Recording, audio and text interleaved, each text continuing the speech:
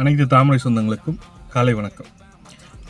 நம்ம எடப்பாடி ஐயா அவர்கள் பார்த்தீங்கன்னாக்கா தேர்தல் வாக்குறுதியில் முக்கியமான அப்டேட் என்னென்னா, ஆன்டி ட்ரக் ஃபோர்ஸ்ன்னு சொல்லிட்டு போதைப் பொருள் தடுப்பு மையம் சொல்லிட்டு தமிழக அரசாங்கத்தில் நேரடி முதலமைச்சர் நேரடி கட்டுப்பாட்டில் அமைக்கப்படும் சொல்லியிருக்காங்க. கண்டிப்பாக அமைப்பார் முதலமைச்சர். ஆனால் அதுக்கு முன்னதாகவே நம்ம புரட்சித் தலைவி அம்மா அவர்கள் வந்து பார்த்திங்கனாக்கா அவர்களோட ஆட்சி காலத்தில் கள்ளசாராயம் விட்டு கண்ணு போனவங்களாம் நிறைய பேர் ஏற்பட்டது. உடனடியாக ஒரு சர்க்குலர் பாஸ் பண்ணாங்க அனைத்து போலீஸ் ஸ்டேஷனுக்கும். உங்கள் சர்க்கிள் ஏரியாவில் இது கிடச்சிதுன்னா, அதாவது கள்ளச்சாராயம் கிடச்சிதுன்னா நீங்கள் சஸ்பெண்ட் பண்ணப்படுவீங்க அப்படின்னு சொல்லியிருந்தாங்க.